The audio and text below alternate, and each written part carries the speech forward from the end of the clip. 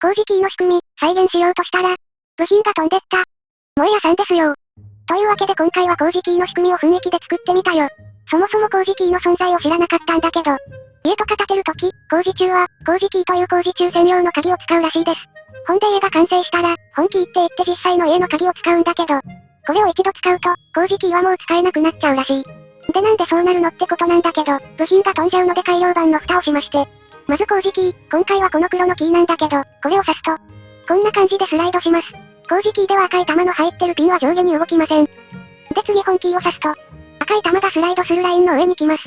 でこれをスライドするときに、ここにポケットがあるんですけど、このポケットに赤い玉が落ちます。鍵を戻してかけた状態にして、この状態で工事キーを挿します。工事キーは一番奥のピンには作用しないので、ボールが抜けた状態では緑の部品がストッパーになり、鍵が開かなくなります。と大体こういう仕組みらしいです。